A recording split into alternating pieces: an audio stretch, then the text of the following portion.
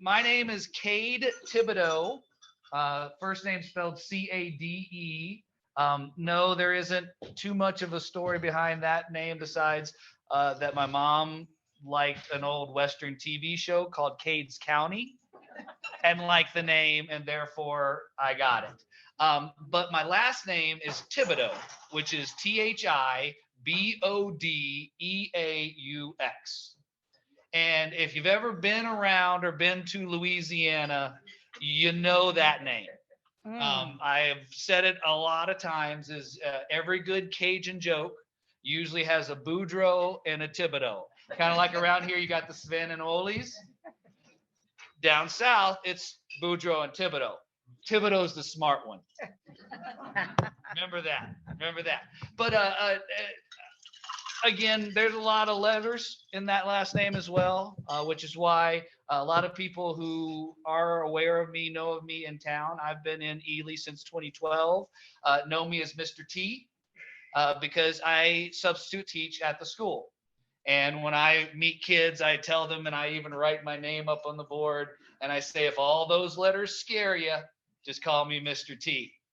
And then I usually give them, I pity the fool, and the kids have no clue what I'm talking about, none whatsoever. But that's, that's the kind of stuff that I do here in town. And some people may also know me as Cub Master T, as being the Cub Master for the Cub Scout pack here in town for a little bit. And hopefully in the near future, I'm Scout Master T for a scout troop that we are putting together here in town. So you kind of get a feel for some of my influences as I come to this great town that we're all in right now. I will tell you, I have been in Ely since 2012, and I love this place. I really do. I love where I'm from. I really like Colorado, where I lived for a little while, but Ely's got some great stuff going for it.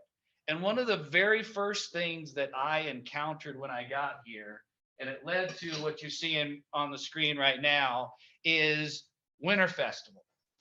My wife moved up here in January of 2012 to be the director of program at Northern Tier High Adventure Base, all the way out at the end of Moose Lake Road. That's the reason we moved our family to town. And she moved out here ahead of time, and we came to visit her while she was staying out on Garden Lake, right in time to be able to come into town and see a winter festival going on. I was like, ooh, that looks cool. That looks fun. And that's really what it is. That looks fun. That looks like a good thing to do. Because growing up in Louisiana, I grew up around Mardi Gras. I grew up around Jazz Fest. I grew up around crawfish boils. And if you've ever been in Louisiana when a crawfish boil was going on, you can be like 3 or 4 blocks over from the house that's having that crawfish boil, and you smell it. You smell it on the air, and complete and utter strangers will walk into the backyard of your house and say, hey, what's boiling? But those strangers are welcomed right into it. I felt that at Winter Festival. Complete strangers coming into town, getting welcome. I was like, ooh, yeah, that's something I want to be part of. Do we have volume? Ooh, we have volume. Could you hear me in the back before? I'm usually a pretty loud guy, but I'll do this to make sure that we can hear it at home as well. And maybe I can turn my volume down a little bit. But like I said, when we came here, came with my family, my wife, who's out at Northern Tier, and the pictures that you're seeing on the screen of a young lady, that's my daughter, Tracy. And the very first year when I got here, I wanted to be part of that winter festival. And Northern Lakes Arts Association, one of the arts societies here in town, had these things called community bucks, where if we supported the Arts Association, we could get these little 4x4 snow blocks and do carving. I was like, oh yeah, sign me up for that. I can do that. And that's what I was able to do with my daughter. She was 3 years old when we first got here, and I was able to go out in the park, carve snow, And then on the weekend, that first Saturday, all of a sudden, all these people started showing up at the park and walking around and talking to us. It was that feeling that I had of being down in Louisiana, growing up that way. So I started carving some of those small blocks. And it's been a learning process. And as you can see, as we go through the pictures, I've gotten a little bit better at it. I'm still not a pro. And that's why when Lacey contacted me about coming and talking to you guys about snow carving, I can tell you there's some artists here in town who are way better than me. You guys may have seen the fishing gear by Chris Coivisto that's in the park right now. Amazing detail work. The gears, the everything there. We had a German carver come in and that did the more geometric with the really beautiful surfaces and nice edges. You know, there's all kinds of techniques and skills that you can have in ice or snow carving that I'm not at yet. So when they asked me to come and talk to you about snow carving, I said, I'm sure, I'm the one you want to talk to? But it sounds like maybe I can be the right one because I love to talk. And hopefully I can show you that in what I do in the world, I like to teach as well. So some of the things that I've learned so far in snow carving is, one, having the tools that might help you are important. So some of the tools that I brought here today, just to kind of let you see, is this is my big favorite when I love walking into the park with this one over my shoulder. Feel like the lumberjack walking in. Feel cool when I walk in that. But it's just a big one-person cross-cut wood saw. You find it out in the garage. But those wood saws or anything with a nice sharp tooth on it will cut through snow like butter. When you take that snow and you pack it into those forms, it's solid. It's hard until you just nick it, and then it'll fall right off. So this actually is my favorite snow working tool right here, because I can cut straight lines. I can also use it to drag over the surface of the snow. I can do all of those and form out the snow to get what I want. When I start working on more detail, I've got a little, basically it's just a drywall saw. The sharp teats, I can cut little holes, I can get things like that. And then I've got putty knife. Thanks. And then a more detailed putty knife. You're just scraping that snow off or cutting it off. And what I find is the type of sculpture that we're doing here is subtractive sculpture, where you have to see it in there. You have to look at that block and think there is something in there. And then the work is removing everything that's not that. Now, I say that's the work, but really that's not really the work. The work really is moving all the snow that you removed from the block out of the way, because that's where the work really happens. Quick little comment about that picture. You guys may have been around. We did have some vandalism on our sculptures about a year or two ago, but we were grouped that year. This was my first, actually not my first year. This was my second year doing a big block. But like I said, started carving snow blocks back in 2013 was the first year that I was involved in it. I had one of the community blocks all the way through 2016. Somehow, and I can't remember exactly why, I think I set 2017 out. Then 2018, I had another community block. And then every year since 2019, I have been doing one of the 8-foot blocks. In addition to those big 8-foot blocks since 2019, you'll notice that these blocks here, when I moved on to doing the bigger blocks, the snow carving symposium, I still wanted to support that NLAA association here in town. I still wanted to give them my $10 every year because I appreciate what they do for arts here in town. And that's why, in addition to my big blocks that I've been doing recently, I've also started using the Cub Scouts here in town, since I was a Cub Master, to carve one of the community blocks over at Carefree Living. Just something we try to do to take Winter Festival and make it across town and not just in the park. And real quick, I just want to give an appreciation to the folks like Carol and Diane, was it? And Diane, who used to be, but the Winter Festival Board of Directors. I've got my shirt on today. My snow carving would never have happened if it weren't for Winter Festival, if it weren't for Northern Lights Arts Association. Growing up in Louisiana, we didn't get enough snow to cover the ground, let alone pile up to carve in. So again, Ely, this town, some of the things that are going on here have really led to my advancement as an artist, but also I think is a big kudos to this town and what you are and who you are. Here's some more Cub Scouts carving over at Carefree this year. This is the top of the hat if you ever get a chance to go over and see our snowman that's at Carefree. You see they're using that big saw.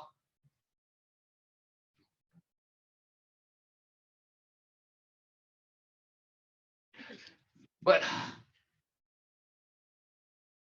where was I here? I'm trying to think of where I was going again. Any questions on anything I've talked about yet so far? Anyone? Residents watch you out the window doing that?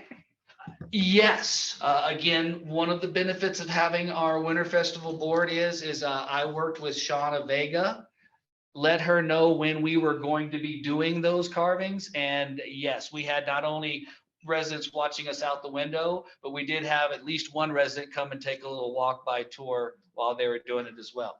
I'm just curious, what you start with a big block, like everybody gets the same size block. How do they create that block? Are they adding water to it, or are they somehow making it more dense? Thank you for asking that, because that is actually another thing that I've involved myself in here recently. The blocks are formed with 4x8 sheets of plywood that we created that they created a frame to the back. So you got 2x4s framed out 4x8 sheets.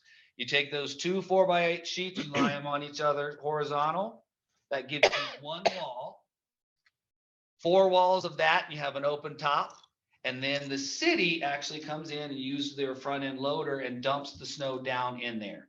And if you're not familiar with how packing snow works, when you've got new fallen snow, when it falls down on the ground, you got all the flat flakes that just fall lightly.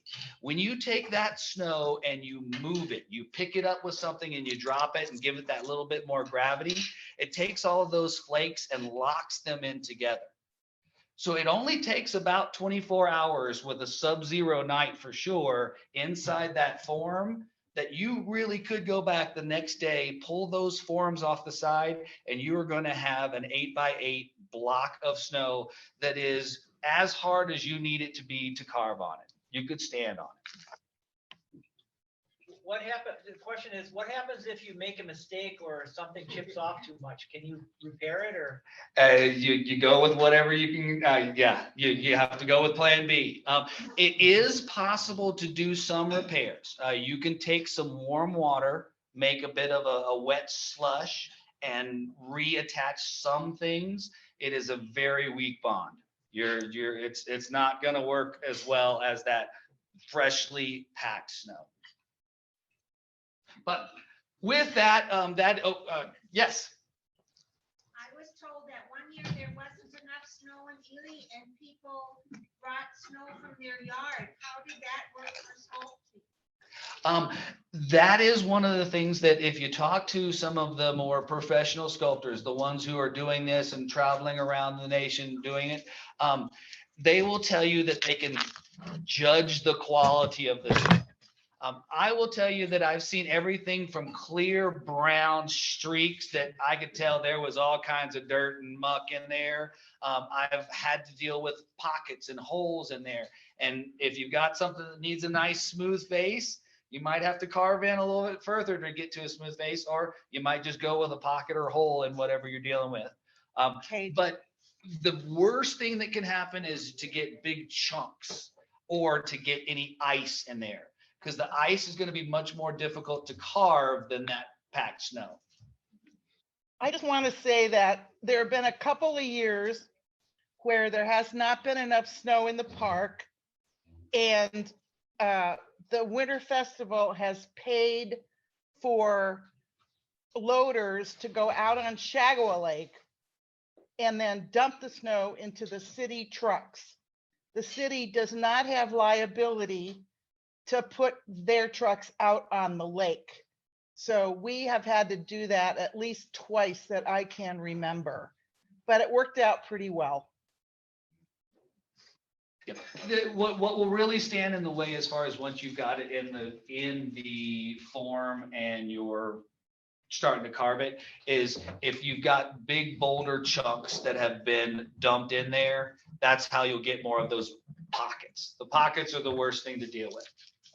Question. Did you have any artistic training or background before you jumped into this? And did you get any training on how do you carve a block of snow? My education, my degree is in arts and humanities. I come from I like to fashion myself as an artist every once in a while. I certainly am not a professional artist. I do not sell or sell any of my creations.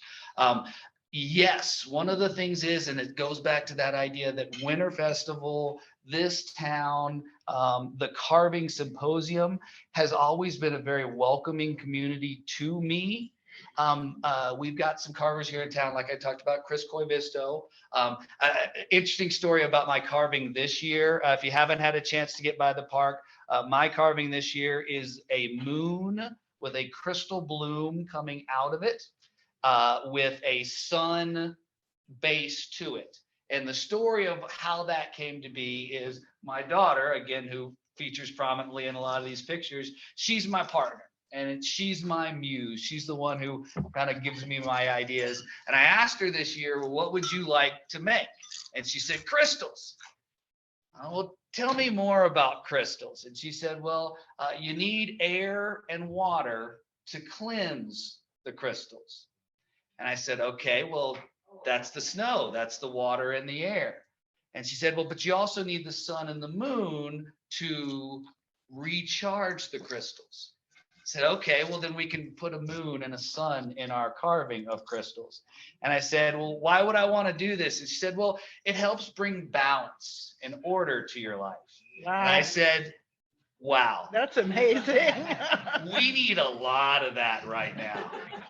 So let's cleanse, recharge, and repeat. How old is Tracy now? Tracy is now 13. She just turned 13 this last December. She has been my muse, my partner all along here. However, and I will share this for one of the often asked questions I get when I'm out there carving is, so where's your partner? Because she's not all that helpful. And remember what the number one job of carving is? Scooping snow. A 13-year-old will sour on scooping snow very fast. So I kind of put it to her this year that it's going to need a little more output from her next year if she wants to stay on the team. But that's where I go to the what I'm doing is that opportunity for my daughter and I to create and to be expressive. And snow carving gives us that outside public opportunity. And so we do an evaluation at the symposium every year. And that's what I put there is ask me, how did this help you expand as an artist? I said, it gives me the opportunity to be in front of the people. It gives me the opportunity to do it. And that's the biggest thing is I got to force myself from when carving starts until it's done, it gets done. And it's a lot of long hours, which is why the title originally for my presentation was Why Just Why? Because that's the question I usually get asked by people in the park. This year, there was a lot of what is it? Because I went a little different on my style. But usually it's why. Because it's cold out there and they look at me and my beard is just completely iced and they see me out there and they say, how many hours have you been working on? I probably put over 20 hours in my piece this year. And they say, why? Why would you do that? Well, you guys all chuckled when I told you about my daughter's plan for our event here, right? I also had an opportunity, one of those families that helps me carve, that helped me develop my skills, the Karasti family that actually has 3 generations out there carving, been carving for way more years than I have. Carl, the stately father of the family, sitting there looking at my sculpture. I'm working on it, he's looking at it, and I'm working on it, and I notice him watching me. So I get down off my sculpture and I walk over to him, like, hey, what you think? And he looks at it. And remember, I did crystals this year. Well, when we start taking what is in that out of the block, you kind of have to block it out first. You get it big and chunky and bulbous, and then clean it down to what you're going to be dealing with at the end. Well, I had these big chunky crystals sticking up in the air that had probably 30 or 40 facets on it. Any crystal people know what I'm talking about when they talk about facets, the flat edges of a crystal? And he's looking at that and he asked me, so what kind of crystals are those? I'm like, well, I was hoping they're going to be quartz. Exactly. Carl Karasti is a geologist. And he told me that a quartz crystal has 6 sides, and at the very top of it, it makes a tint. So you have 6 little edges and then a straight thing across the top. Every quartz crystal in this world is going to have that unless it's broken unnaturally. I had that learning moment in the park with a fellow carver while I was out there making art. That's how this whole thing comes around.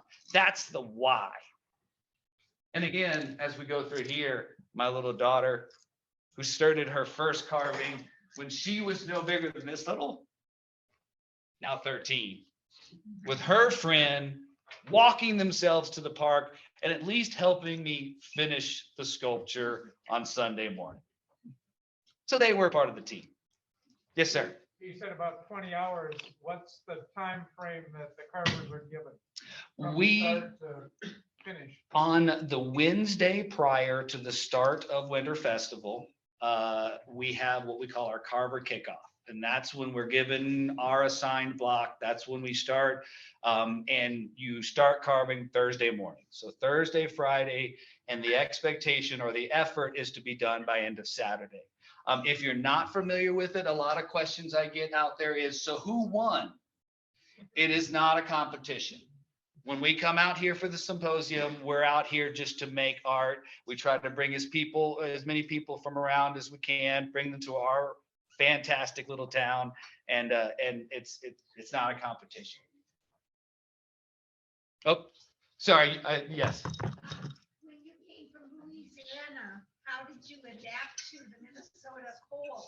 And how many years did it take your blood system to adapt to? I will tell you that I spent 7 years in Colorado before I ended up here in Ely, and I spent a lot of time above tree line, summer and winter. So I got myself pretty acclimated to the cold out there, but I will tell you, I still don't feel natural walking on a lake.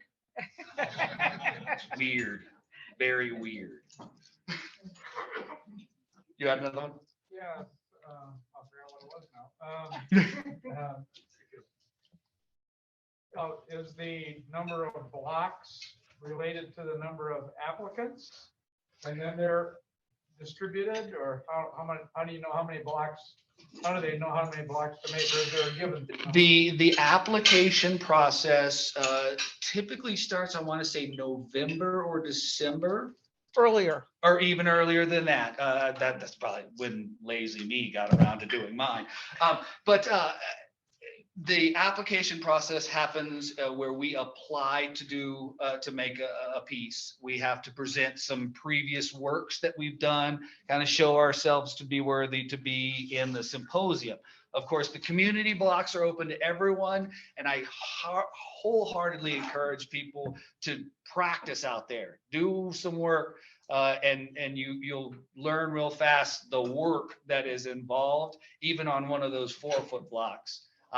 But the symposium itself, we are applying, and then that will help us determine how many blocks to make. A quick shout out to Patrick Knudsen, I believe is his name, Rock Country.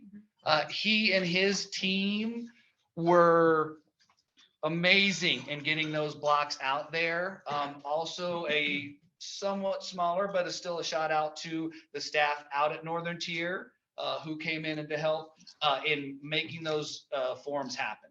That typically starts about 3 weeks prior to the 2 weeks prior to the event. We'll start putting the blocks out there, and the city has been very good about filling those blocks out so that we can get those set up, and we'll set a number by then. Well, and I apologize if I missed something at the start when I was stepping out, but the community blocks this year and thinking like, maybe we should do that. Like, maybe I want to try that. I mean, what are the steps that you would give someone to pursue if they're a total first timer thinking about making a block of their own? As a first timer, one of the things to think about is your idea, your structure, the thing that you want to make, to have something that you can pull off the outside of it. Once you start working with holes inside, those are going to be where you're going to stress out the ability of snow to stand on its own. So my wife kind of chuckles about it, but the cupcake. There's been a cupcake in the park pretty much every year since I've been here. It is a fantastic starter carving, because you'll notice the cupcake, you're basically just forming a cone at the top and then just a slight cut in on the side. There's nothing that's going to fall over. So think about and try not to be too extravagant with your first ideas. Will help you do a lot. The other probably biggest thing that I have learned, been taught about in snow carving, since you're dealing with white on white on white, it is completely colorless. We are not allowed to use color in our sculptures at all. Your contrast, your shape, your design comes out of contrast, out of shadow, out of edge. Anytime, if you're going to cut a hole into something, you don't want to cut a cone hole because you'll never see where that edge is. If you cut a straight edged cut hole in, you will see that sharp edge all the way around the hole, and you'll really get those sharp lines. Anytime you're looking at a surface, if you can put little chunks, if you can make texture to that surface, it comes alive as opposed to just a flat, dull blur, which I say, and you can kind of see, I'm not always good about doing what I say. But notice down here where I've got these edges, you start to see those shadows, those holes, those things like that. That's where you're really going to get definition in a piece. That's probably the biggest suggestion I could have for you. How many people work at night, and do they do it because of that contrasting light? I will say that usually I'm the only one there around 11:30 midnight.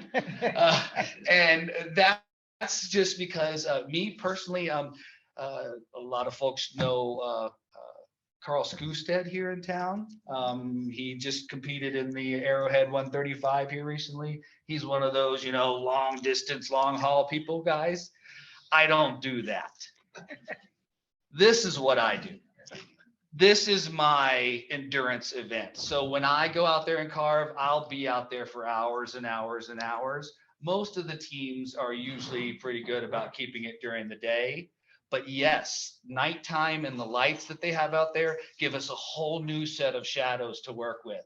And that's what you're looking at, is where's the light hitting your piece, and how can you have a defined edge and different flat edges where you'll see those contrasts and light on the ice, or excuse me, on the snow. Other questions, anyone? Yes, ma'am. Smaller snow sculptures, is that local theme or does everyone get to pick their? I believe there has been some discussion of having a theme to the symposium. I have never been aware of a theme necessary or even suggested in the community blocks. And I don't think we've made the decision to go with a theme for the symposium yet either, but there was some discussion.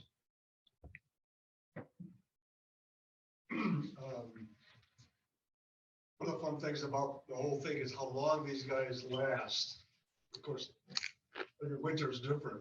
But I've been amazed, most winters, they hold together for a long time. And yet in the meantime, it snowed. So sometimes you come back and you brush the snow off. Yes, and that was actually one of the things that I had to do this weekend. We got a pretty good bit of snow right at the point when I finished my piece.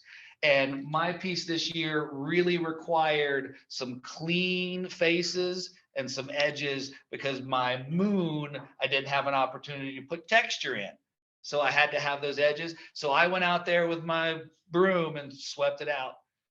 I just want to say that Saturday night, Wade Farr went out with a leaf blower and blew the snow off of every sculpture out there.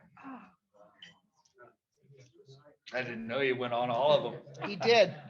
I'm just curious, I mean, in the world of ice sculpting, could you set your sculpture by spraying some, just a mist and somehow getting some water and just spraying it so it sets it a little bit? Or? I don't know the true science of it, but I think what he's talking about with it, the sculptures seem to last longer than the rest of the snow in the park. I do believe that setting process of the snow also gives it a bit of an insulating to the cold. So your snow piles definitely last longer than the snow in the yard. It's where you've taken it and you've set it. I think it does make it last longer by that. At the end, when you're done with it, I don't think there would be any additional benefit to coating your finished sculpture beyond what's already there. And usually when we're carving it, we're working that edge enough that we're probably minutely melting it and making that coating anyway. Yes. I noticed usually there is a place where children can play in the snow. I also noticed that there are lots of sculptures that children should not be climbing on. Is there usually a place where children are, where they can? I would say that typically my experience of the festival itself, that the children's play area was not an intended or specifically set out area. I will tell you this year right now, the kind of children's play area was an extra block that we had that we did not have a carver for, and one that I started cutting into because I had, being a substitute teacher in school, I had some kids come into the park and say, "Hey, Mr. T, can we carve with you?" And I said, "Well, not on my block, but come back and we'll carve on that other block over there." So we had started that and then it wasn't completely finished. So we started to bust it down a little bit and then the kids showed up and they wanted to carve. So they carved it a little bit more. So that's how that happened this year. But that's not typically something that I think the festival puts out. Now, I will tell you that it's on the artist. I mentioned Patrick and the Rock Country Group. They made that log cabin this year. If you're gonna make a log cabin, you need to expect that people are gonna be in it. There's a very brief picture of my daughter standing near it here, but one of the community blocks that I made with the Cub Scouts was a little tree house. Basically, it was a tree trunk with a little top on it and a window in it. I fully expected people to crawl in that. Not only did I expect that, I planned for it, put a little trail camera on the inside of it. I got video of all these random little kids crawling in here, turning around going, "Ooh!" It was awesome. It was some of the best video footage I have ever watched in my life.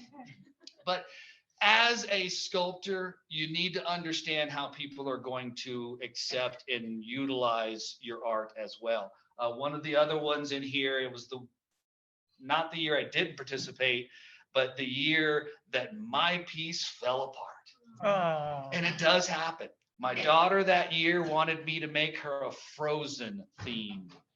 And all I could think of was that scene in Frozen where the Elsa takes and makes this great staircase.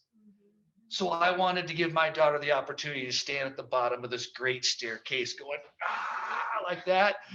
Well, when you take a block and you cut chunks off and you try to use those as steps, you don't get the set. It doesn't work. You can't build with the blocks. You have to cut from the block to what you want to end up with. And it didn't work. And what I ended up with was unsafe. I knew kids were going to want to climb up it, and I knew it was not going to be a good ending. So I busted that whole thing down and made, as far as I knew, the first snow maze in the park. Now, I think they've made some since then, some bigger ones, but I couldn't make my block anymore, so I made myself a little snow right in front of the band shell there. I had a nice little one. It's pretty difficult to solve, too, I have to admit. So, yeah, yes. So you can take chunks of snow and put them on top, move like an igloo kind of thing, or do you have to just carve away? If you're going to do that, if you're going to take chunks of snow and put them on top, it's going to be a very precarious thing. The rock country guys, they use that to build their chimney up, but I would not put anything of weight on that chimney because it's probably going to fall down. If you want it to be solid, if you want it to retain its structure, you have to pull it or remove everything else from the cube. If you build up, I mentioned you can use that kind of a slurry to attach it, but it's not going to be a firm attachment. But it is allowed. It is allowed, exactly. Yeah, you can. And my very first one, my dancing lady, I actually took a garbage can out there that I filled up with snow, put that upside down on top of and let it set. So I was able to increase the height of that very first block I used. Did that snow that you put in the garbage can have to come from your block? No, and that was a community block, so it wasn't. But I will tell you, let's see, who was it this year? It wasn't this year, but there a couple years back when we had the dragon, they actually had 2 10-foot blocks right next to each other, and then ended up putting boards in between them. And as they carved off the top of those 2 blocks, they filled in the middle. So they ended up having a longer block there. So there, you have the flexibility to use it. It's just they don't want, or you don't want coloring in your piece, and you wouldn't add like tree limbs or anything like that. No carrot sticks or no carrot noses on the on the snowman. Yes, sir. Well, I think it's fascinating how you can turn a block of snow into a work of art like you do. I would assume that all these artists have some concept of how it's going to turn out, but does that concept change through the process of the carving? Depending on the artist and even the piece, that will, I call it the artist's proof of concept.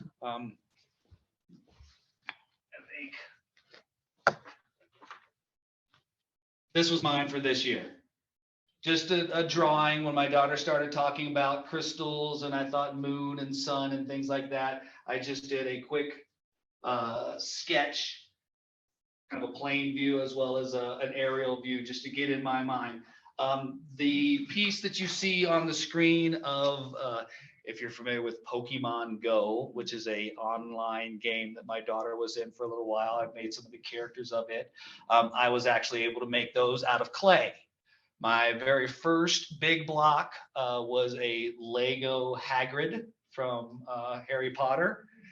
I actually had a little tiny Lego Hagrid and was able to set that up in a Lego block and kind of get the idea, my dimensions, where do I need to take a big chunk off of this corner? How do I need to have a tunnel here? Because that's really what you're going to do in putting your piece together, is to visualize your end result within a square, and then take away everything else that isn't it. It works. But that's my Tracy. That was our 2013, the very first year that we were out there. And as you can see, I mean, this is that party in the park that I'm talking about. Having the chairs. I usually like to bring my little stove and have some tea going if I can. Unfortunately, our weather on Saturday wasn't that great this last weekend, but this is why I love Ely. I think that's pretty much what I got for you today. Do you have any more questions? Yes, sir. As an artist, how do you deal with the short life of your work? I mean, some years, you know, they don't last very long for a variety of reasons. I mean, you get all that work in and boom, a week later it's gone. I will say, as an artist, I take a lot of inspiration from sand mandalas. If you're not familiar with those, it is a artwork where you use colored sand to make a pattern on the ground.